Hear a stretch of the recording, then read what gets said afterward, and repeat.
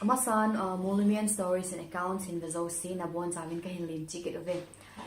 Hiti YouTube channel MSA hi 27 October ni chun anaki Phutdoh in ama sa penin in pipu pu hamlon min thang thungdim pu thang bam ama koma anaki chi in ama kunin chawangol se thusim ho ai lole chawangol se lai hi ji chun ama kunin chawangol se to kisaya ai lole khusung thu neu cha cha hoina sei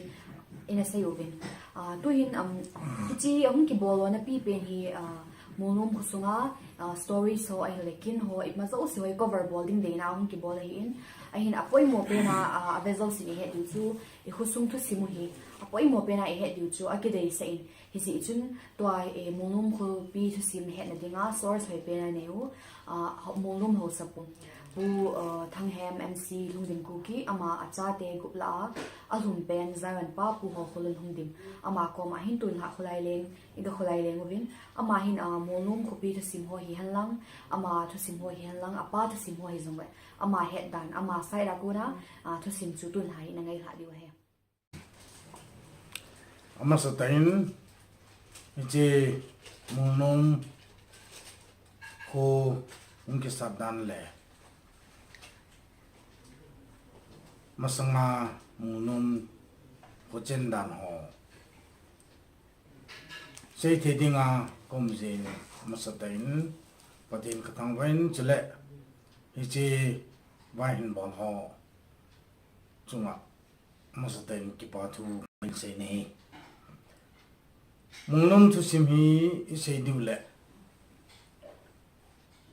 aung ki patna ain satpa molnom mani satpa kapa umtalo u naib subidar ailule jamadar Thanghem MC tisu military cross Lhungdim Kuki ama thusima hi padu ngai ding hi na ji chu molnom jing lang hi ani ki mo sa dai pun Jesu Holin say kitaw tinto chu kan say nom na chu ama sahin ama hi ama ani sudan chen sang khale zakule li November tarik sagi jun sita khu kiti to tinopol district wa khun ani pingin ala chapan lai tul akitul chep lai hu chun aman ani sei dung juin akichip naw chun kalet phat le khunung le ho ka bolding che khu chu molnom ka sading hi atin hi che chun phat hung che nei le Hiti chun ama hi imphal khopia to imphala petiguru school itiu moirang khoma ani hi chawachun ani kain ichakun chun Assam Rifles kiti to Kangla Park iti wa khu Kangla Fort itiwa khu Fort Assam Rifles ani tohin ichawa chun ani ludin ichawa kun chun sang khajako somli la khadin Assam regiment an Phutdoh ding paru chun amo hi an leng dawin chawa chun 1941 sang khajako somli la khat vel chun Assam regiment na ani ludwin Assam Rifles akunin It's first Assam regiment kiti achun Assam regiment yan tul dawin it's wachun humin a hila chia chun gal humin second world war Japan gal ti chung humin it's wachun nama hin gal an sat ai gala kunu chun to silonga kunin to Manipur le Nagaland border Manipur gamsa hitawin jesami kitya kun ichi second world war Japan gal to sim ha chun he diu hin iche jasami achun iche Japan gal adul sipai division khat division thum lang hung lu do hin iche jasami langa chu division khat hung ha chu am ho battalion chuna tingovin icha chuna ma hi mi tam ta chitawin a hin communication kadong fa hita ji uchen tichu aloi ho to kivopthei talowin umbin iso chuna ma hin bolle na hile iche communication kihou manna chu an thusim do in icha chun ama achamna ma se ding chun gala a tactic mandana ilule thila boldan ho chu phatji chun chiwa chun MC ti chu military cross ti hi 1945 sang ko somli la ngain somli la nga chun ama chu ani pevin chele he diu khat chu ama chu history of the Assam regiment kiti asim khai mola imudiu in chawachun hi chawa seidan chun Assam regiment pumpi ahie ama military cross is a gallantry alul hansan na medal muchu ama sapen na hin che ahi agel khowe adang miliminga mi som lang nailam chaw me tivin te do kana sap te yong chile midang dang chu nan te yong le ama chu ama hi mu ma sapen na hi ativin hiti ma bong chun gal hung ki chai chun British Army British India government chun ama hi iche gallantry award military cross api bana bachun nagam gam Manipur sunga hoila laham ahi na chenti chela gamjong ne ki piding hai ti chun Tenopol district langma khu atile loi khara nom povin seo chun to sadahil sa Kapopi district a Keithilman bi ta KMC tu Keithilman bi military colony ti wakun ani pevin ain ko te ho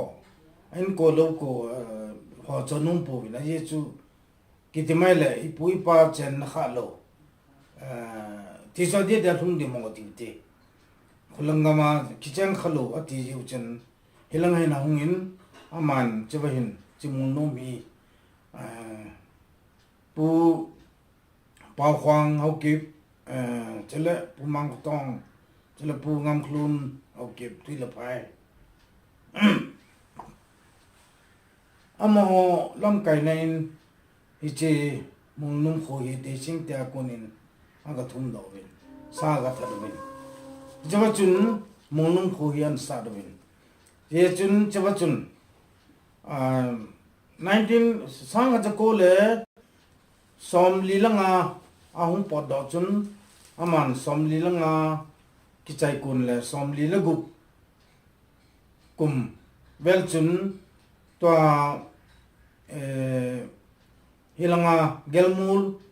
phailin tila ain ko Holkholun Lhungdim chang ma chu aga pui khomin chen khu abol na wa chuna mo khu ani let sai nama in January tarik samthum la khat sa ja ko somli le sagi ni chuna mo hin sung Molnom Vangkho hin ong ki tol lu bin ijawa chun Molnom Vangkho chu 46 way 1946 ai bang en amho amani mo yo se su tu ong su tu ba ain ko te ko pui chun iche setal hanga ain ko lo ko ahing kom ho chu gari niani join iche gari ong chu MNS 4 ativin 1945 bela cha choitan iche hi chun ko ichini chun tichu January tarik samthum la khat sa ko somli le sagi nin ang lu devin chapat chun molnom hi amo hum chen lu nikho hi ti hin chawa chun molnom kho hi hum che nei la ke hi le nai sang kha ko som ngale thum November tarik liya ping ka hin chichima sang chun a seidan robin chila midang na sei iche molnom kho sat pa chun ama in phate chen thei dola ki sama sangin molnom hoin pathin hona inding tin asamasai ani samasai na hi ati vi nei jeju ki honwang ka he phata puwin yongla thu choni ki zain jeju ka sei bang chun ke somngale thum November liya ping ka hin jeju chun kho he hum chale na hile ke ma thusim chu mi te dile pha hum chi dung jin sang ha ko som gublani 1962 April vel chun to mi tam ta ni head diu khang tha langa hon na head diu chu to thang tin lun te in itiu inspector ama le house den ki ka khun i just thang bem ten ki ka khun pembu khanau min hi jawa chun ji school kai ko na nawen hon khadhin me ya chawa school da hung gin pha din a chi na hile a me chu tin na da la den na hile sa chai ne in ai cha kun chun me hung kain hi chi me ka chu gim nei ta hi ke ho yang cha kum som ki thing nai lo da na hin cha chun hi chi zo chun chini chun in som lang pi la kilomina ka chu chi chun Churachandpura chala judicium nai loin SDO pahin Churachandpur school tichu to Silman High School to college higher secondary etan so Salanga Government High School Bimala Raya bang chom nai pun hi chajo chawa school chapang ho chon ban til lain Churachandpur lam ka bazara dukan na ba tin ki zo ho ma ho bon nan la ni ti chun me chu at ka ding yo se wang cha ka zo ta yang le a me wam ho chu me ko ho chu hi ti chun na phal mi lu hi ti chun hong min a le cha kun chun hong min sang ha ko som gublan ni hin che chu som gubla thum vel chun to talo pu hol khmang hau ki ex MLA ex minister ma chun amale pu TS Dr. TS Gangte Churachandpur College founder pa chun to ama hom ta pun am ho chun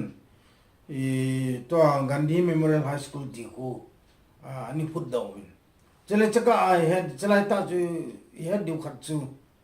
Gandhi Memorial High School ki ti hi GB pan school dinga hani go no hin hi che amun hi to konpui thingkang phai langa thingkang phai a ko ke una ne yo hi che ba chu thingkang phai langa ding tia chu ani go no hi a hin molnom hausapu kapa kitimai le ama chun aga zawin amin chu ake ho win la china chun Gandhi Memorial ding na phat sawin amun wang chu aman muno mom hen ken namun penang yatin indi chu namun pedoin atu doin chuwa chu Gandhi Memorial ki ti chilanga hum khai che mi tam tan het lo di hi chele tun ki ti mai le ipija gama pedo ami dile ama chanu ta pen ningtin chu tunam tapun kau alin pen nu chu Churachandpur Higher Secondary School tunamin kisai tamai le acha te tu te honwang no mo sa dautin pu thinlam vai phe ama chun hichela nurse building ho training iche reading certificate class 8 apin kau ading chu Kapa na ka thum le kau ning tin ading chu ane palpon hi chi ya chu aman jong apu na da chu ka khwa school da dinga hi tia chu anim sain ama wang chun wang phadum ten khunung chun certificate chu amuthowin alain midwifery tiram ane bolen and start towin ai hi ti chun Ganhi Memorial High School chung hongumin ala gamtin gamtanga mun tanga school chapang agama Eimi ti midang ti hungwin hi jawa chun oza ding nang hi oza pa hung pang hi mi dang mi chum nang hung pang fine ke bang chun ka pat pon kan kai lu ji chun to LK bam pu LK bam ex ambassador lal klamong ke bam jong ani pang khai tivin chele pu si dongel former minister ama retired IRS ang hin chele Eimi la mimin thang mimin che tam ta ang ani pang khai tiong asebin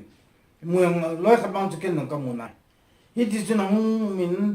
al Molnom Vangkho chu hung chalin na hele hi ti chun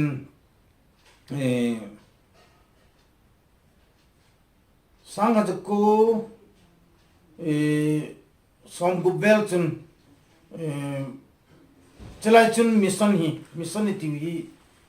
faith alula Christian organization hi za chum umjang le NEIG mission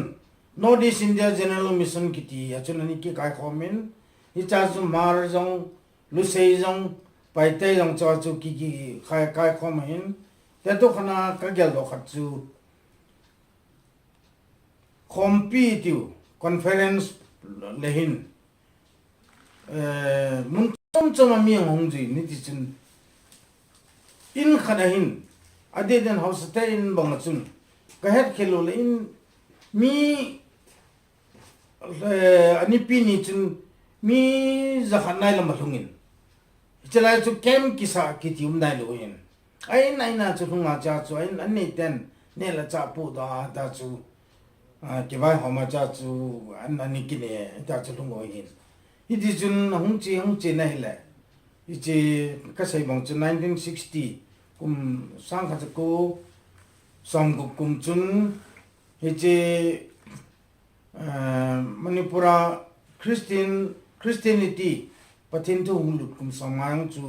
Molnom yang kinedin ale ban chun hung chin hi ti chun ale heading khat chu kum sim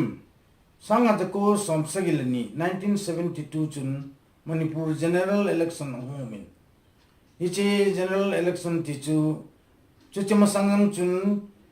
territorial council ti ho election chu nium 9 yong la statehood Manipurian statehood and mununga general election chu 1972 sanga ko somsigilani ahin ichi bachun Molnom jam hi Hinglip constituency anium hi chela chu saikot iti ba hum nai lo hin sanga ko somsigilani chun pu hol khomang haukip ama nang Ganhi Memorial High School headmaster hi chu ahie ti chun Hinglip constituency chun MLA hung ding na hile ahung kain MLA ahung kai chun Molnom achang ye chun Molnom ina ke bai thunin chele cheto kiram chun chikum chun pu Holkholun Lhungdim mayang tauna Churachandpur tauna kain amayang chun Molnom ake bai thun tan ai hi ti chun sang ko somsagile ni chun Molnom hi Hinglip akni kyum na lain hi ti chun ahin sang ko somsagile di 1974 chun Manipura mid-term poll homina ye chu 72 a kai ho chu su chak to chap thoji chun president's rule homin hi chaba chun ipitia saikot constituency hi hungum theham itile Saikot constituency hi anium lo hin ka sei bang chun an vedule okhla khu MLA a population jichu ami cheng zat to kitu lowa MLA member of legislative assembly hi li ani nevin chawa chu pu pau kai hokip MP hin chule pu hau khmang am holoin in chula adang nangin government lam kai nen ichi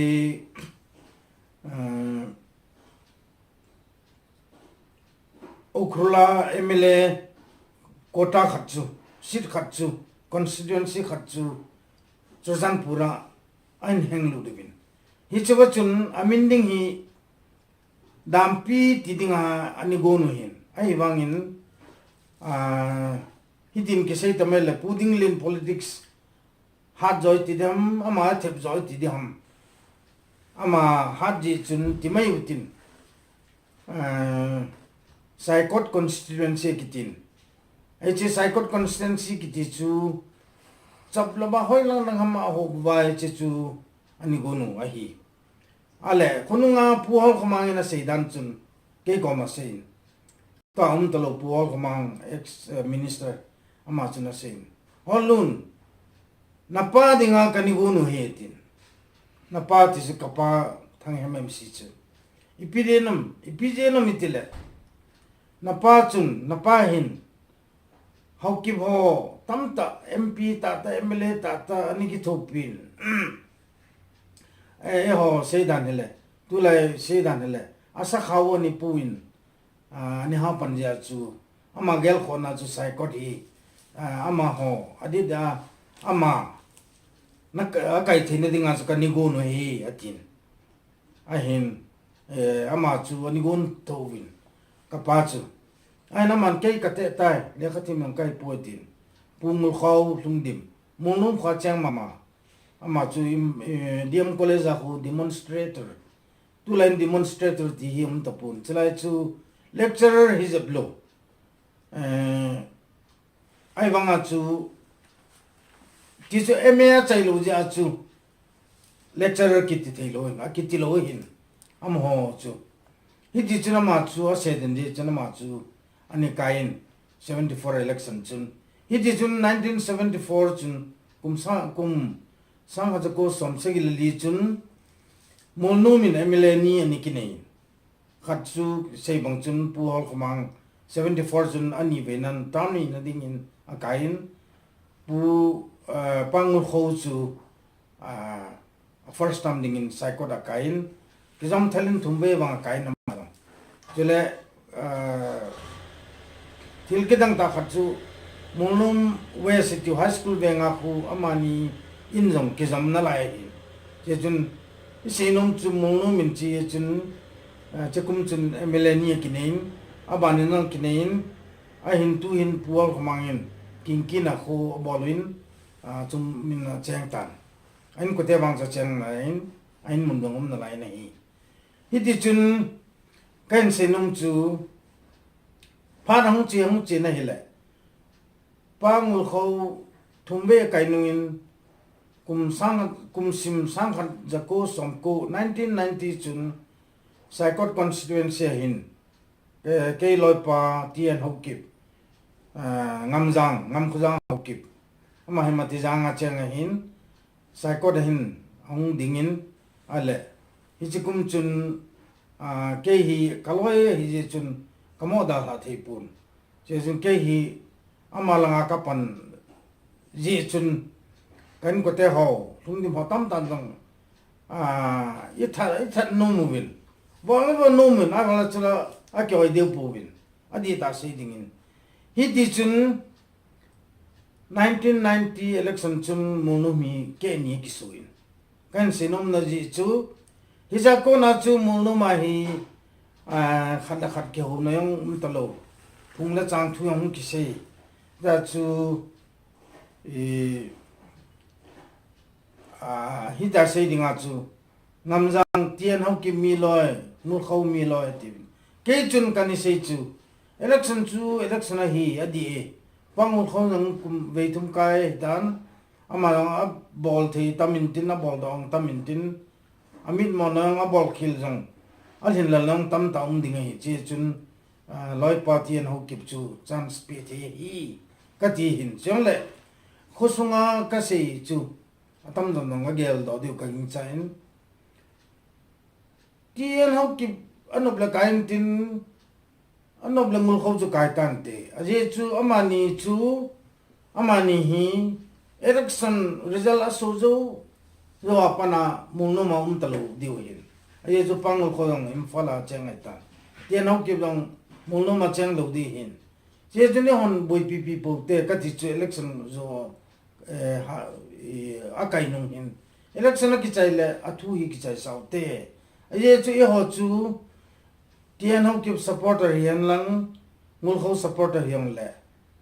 akai lo kain tin akai lo kai da tan te ama wang e ho chu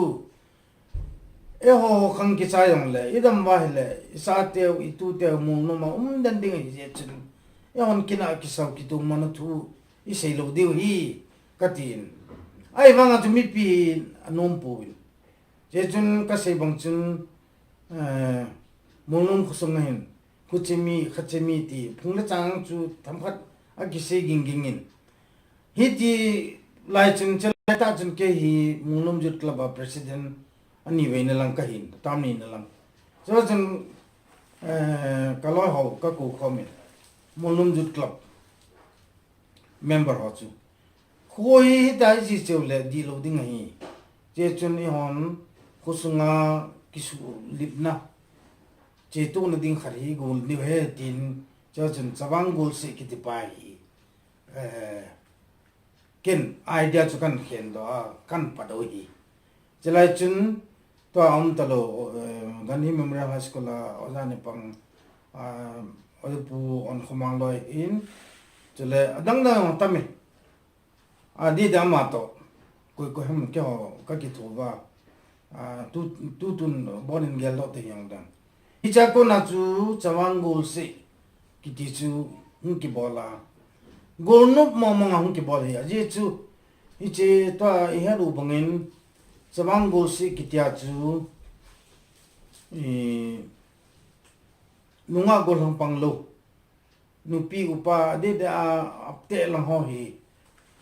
gol no bading mo mo a venga ki bola cha chu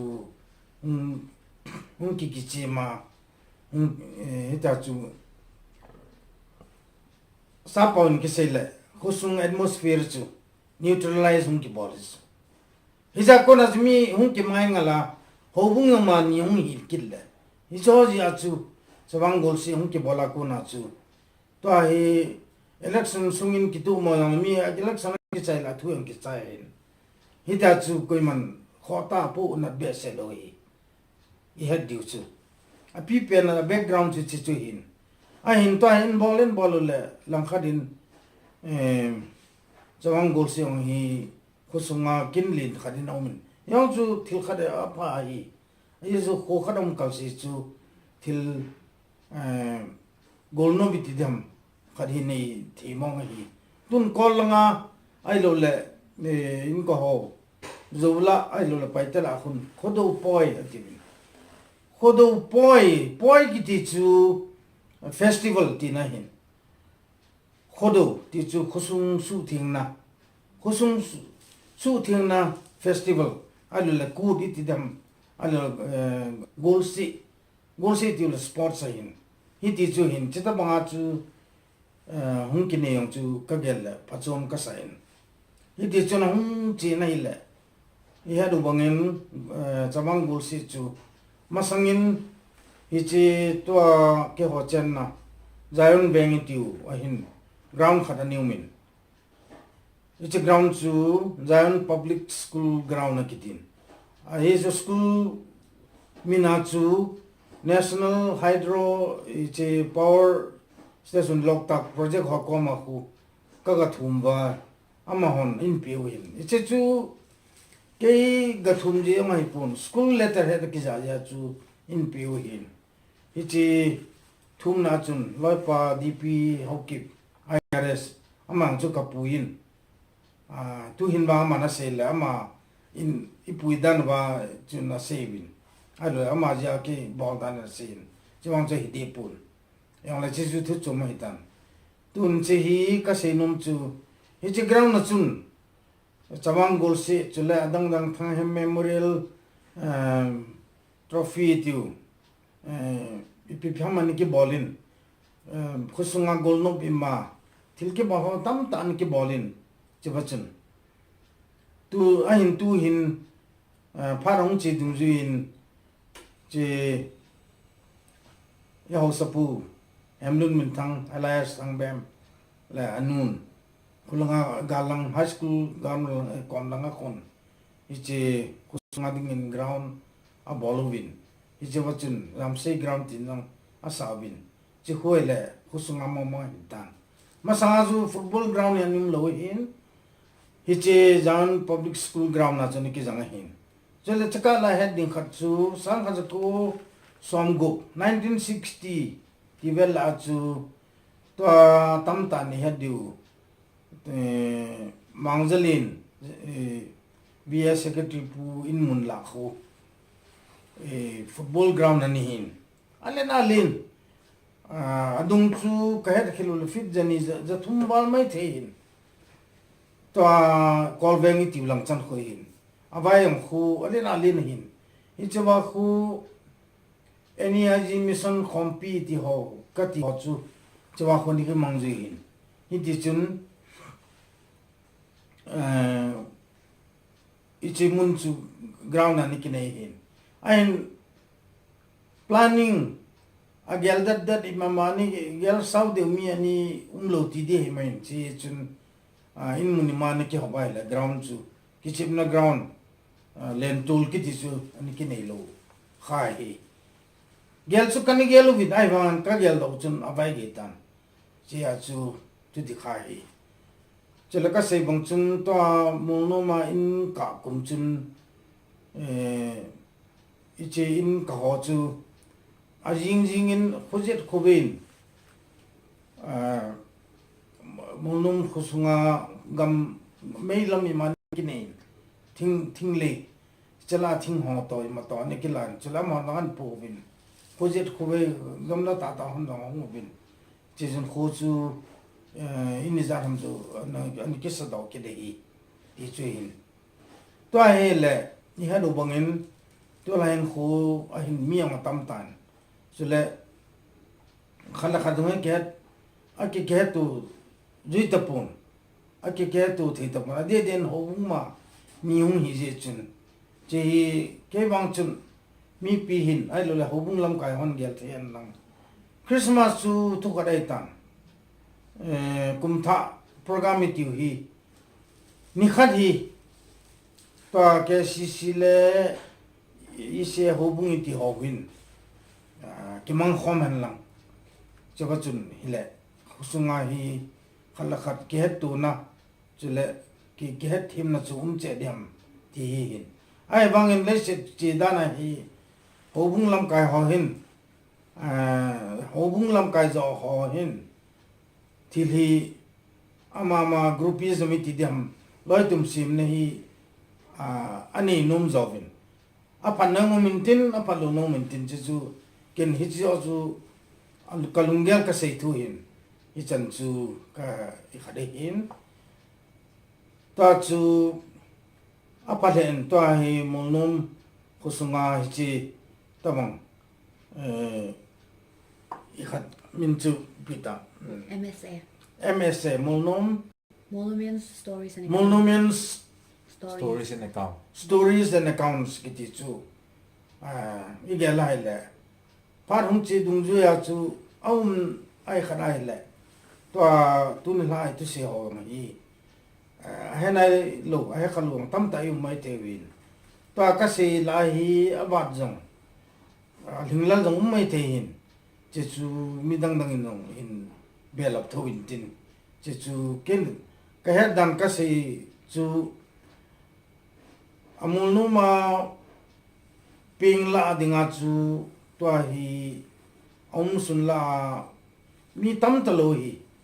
ke golpi ka chu Molnom ma ping ke kum ki ba pi hi tam zom tapun che chun ke no ka het sun ka se hin chule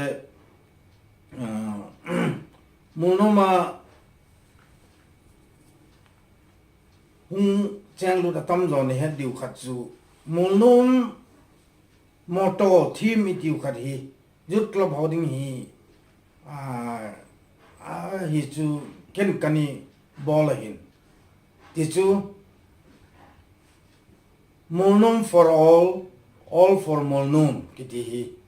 e pawai le chun Molnom mi yo sia hin chele Molnom ma chang jo si chun Molnom khanto machal na dinga chu ipan chi diwe ti nai chu ti chu phung tu chang tu se lo ding adi e ma phung tu chang tu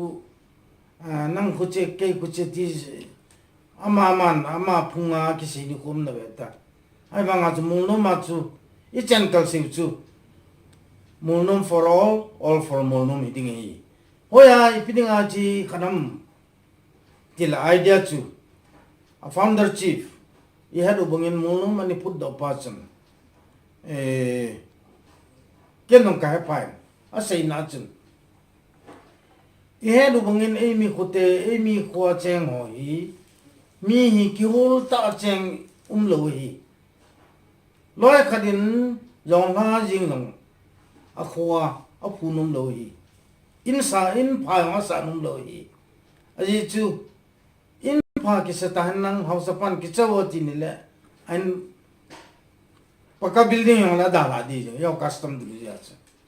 jong ha nang thei phung nang hai the nang mang kit ku dong le house pan ki chawo ti ni le ada la ngai hi chi chu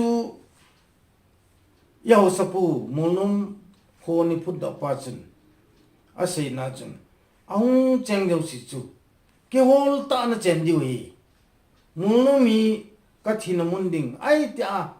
ka cha ka tu te jong chewa hi cheng de diu cheng den ding hi ti lungyal na ni wa na chen diu hi ta chu ani se hi ken dong ka zain hi chun ki hol ta na chen diu hi chele Molnom kusangai phung tu chang tu ki se lo ding hi se lo ding ti chu e ma phung chu ki het ding hin ama wanga phung tu chang tu ja kina ke sau ki ti lo ding hi a ti ji chun ichi village authority kusung vai hom na jing ang khun a phung line ani line te to khanin phung min se su na hi lovin how keep lang chi te khut chi te ti khat representative ai khadin te to khana e ho se dan le a khuni te ti Lhungdim ki tyong chu village authority chu tam chu ma ngai de pun chele de chu ma among chu ki chumbol ai de pun de den ama ani bai pu lai chen tun jong ai to che chun I had diu chu che ya chu che background a ko na chu kenong ka gel le aman wang heman tapu Kapa chun yaw sapu chun che chu atup le adoi ani hiding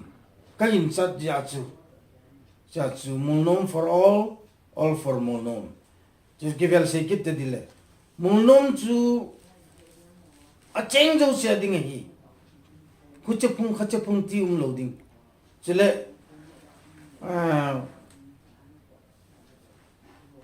all for Molnom ti chu asunga cheng jo se chu Molnom adinga chu itai chana bai pandiwe ti nai ti chu Molnom hi khachita hi ti talovya si Molnom ki ti chu ke ang Molnom a cheng kai tan Molnom ma chu ki holta ka chending Molnom ma khanto masal na dinga chu kai thei chana ka pande tia chu ipanova ilawa ipandiwi de ahim tu hin atam zo wang chun ibada hele isilung pu chu nei so kai tho bin chele I hedu bangin youth club ki tiang hi son apana chu ni mai nai ahim registration ki bol chu sang ka ko som se il se ya chu ka zol pa ti chu kemin ki ba pi Holkholun mate kani ka ti Kapa naunu chapa amang medical driver ni in wang sedum te na mang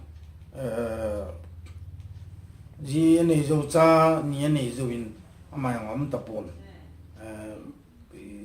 kum upabe selovin ama thitain ama imadal hata na khole na mang me patai ama chun ama sumla pa pu da registration ni bol jing hi di chu ama nong apunga chu ahosate bom kati chu yo se dan le alungdim ahilo wanga chu mungnum chu ke amongai tia chu panga ani bol hin pacha na ma mai yo hoi wang phan na khnu atam zoi di chu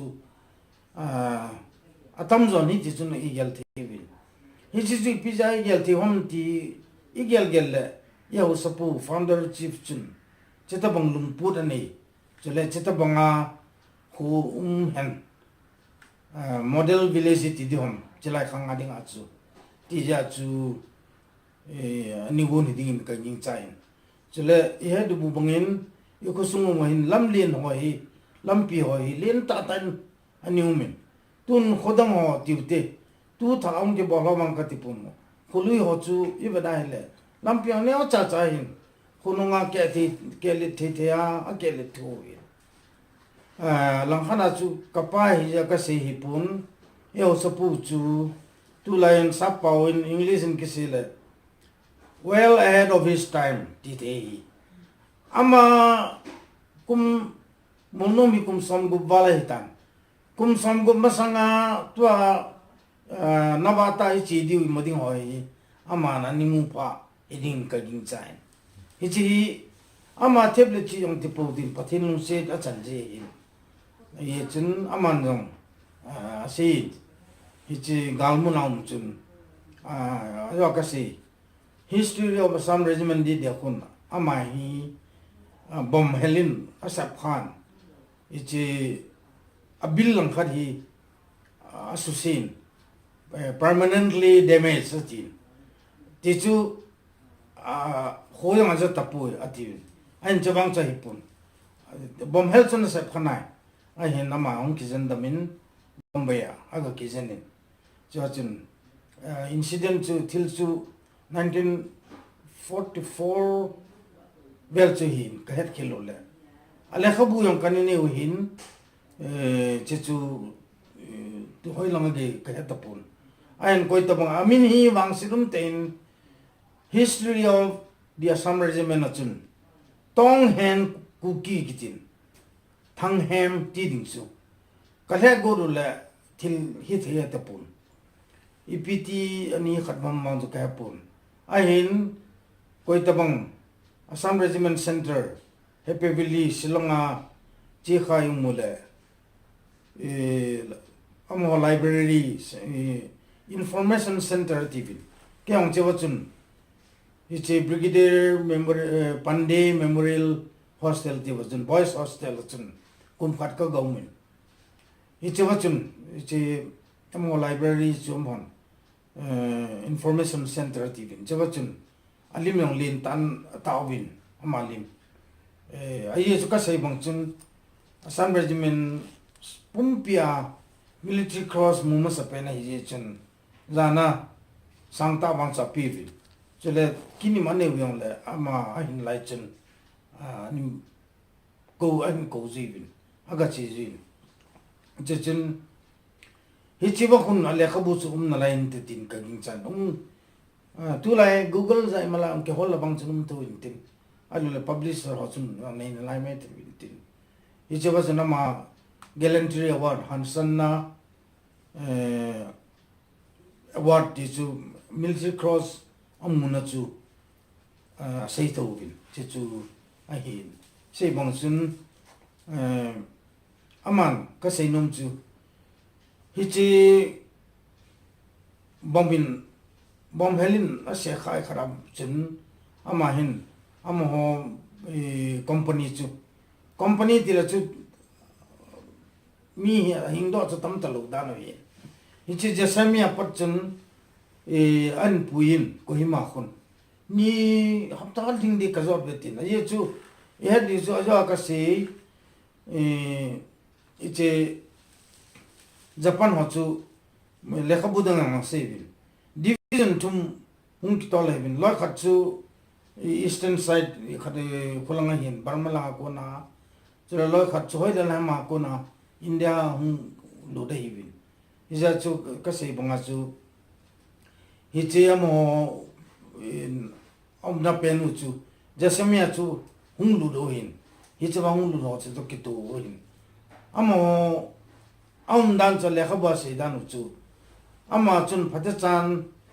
anibol tu lo hanang khalo thigam di dan ei bin communication abon ba hi kulu bangkar ti leino ya ichi khat le ke le ba kisal na chu ichwa chu phat ba ya kulu ba ti ta kap jing ei bin cha jama hina galanga ho chu to ki hom na ding chu mi khat chapang khata sola chapang ka ti ajawan ho khat cha chu communication bala chele che sunga chu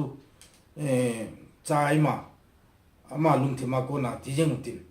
chai ma omdan ne la chai ma ai khat ba survive na ding ai akin so na ding chu ani bol pa che ta bang chi na zo pathin na pi che ma na ke din cha zaman a se chun pathin ko ma ta chule ka se nom khat chu ama yong chu mulnom thu se le ama chung chang chu tham khat be se be du ska din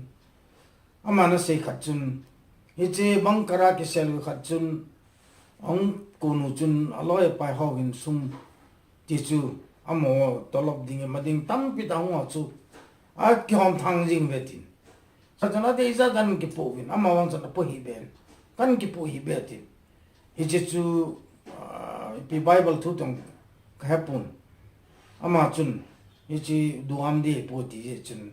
ala pun cha chu ong le isa chama lam kai na sa hung so na jana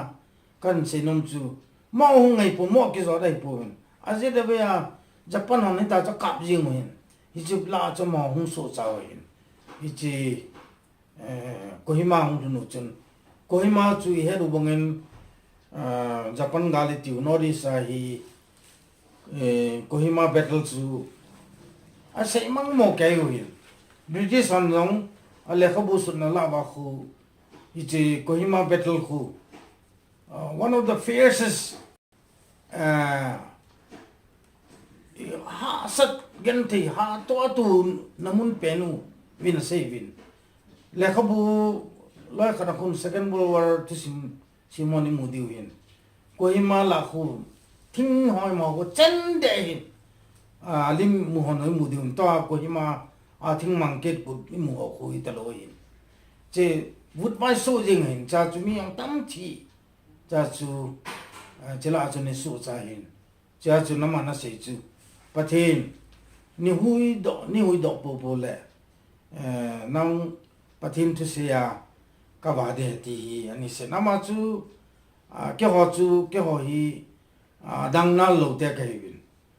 kam thim no ke bol thei lo hin a hin ama bol khat chu jo ama hlanang chun hlan sung chun a ki ji thuin kum som dan sile evangelist khat al pastor khat ani chomin che chu ka her ki lo le 19 sang ha ko som sagi 70 80 chile chu chuma sang khat ni ve thumbe am ani som khain che wang chu ken no ka he i che chu ama na se chu ken pathin chu se ding yang ti chu bible aning ka simmi ki lo je chun ka se thim lo de ti chu mi a goi to en ti chu galmuna akitip na khat chu agoi hlum sa ti dam mai chela molnom for all over molnom ti khacha ka janum ka se num ki chu khusung mi ho a chomin khusung mi ho ko ma ke hol ta na chen di hi atin khusung mi nang e ngai pun ama i he diu khat chu khu mi ho hi i som nga hom i za ham alain in mun aman fria api a hi lo na ding vet sa nei khunung le ken ka ki choi tia na pan sa the na di vintin som nga ngam khadin ala ri ja ram ka het chin ta pon chu ken no khane pa hi so ba na man vo khada thanin e custom dung jin confirm bol na nam dan na cho bolin hi chi hi ka het khelul mi dang no bol be se ka pon thil ta khat pathinin ani het sa bol hi ding ding chai e sei nom chu yo hi khodang monga hunam bel bula ke pu in democratic ta hi be chele hi yong hi jing di we hi di ka sei nom min ai pyong la ki het chu hi chan chu hi podin tin koi dang ya nu mo mang le kani gel do do ka sei kha lo no le ki dong ai lo le ki hil to tin ai lo ki dong tin ti sun sei khom di mu te ti ka ba la nan tin ye chun e bon win ai tin all for Molnom for all for Molnom ti chu gel do jingutin pan lautin aye chu Molnom khan to le Eima e ho khang to hibin e ho khan to le Molnom khang to e tin gelutin pang khom tau te tin no zo si hi che Molnom thusim ka se ai lo ka kham ka het kham ka in sia ngai zo si le be zo si na bon win chu be le mang pha chule pang phau te na bon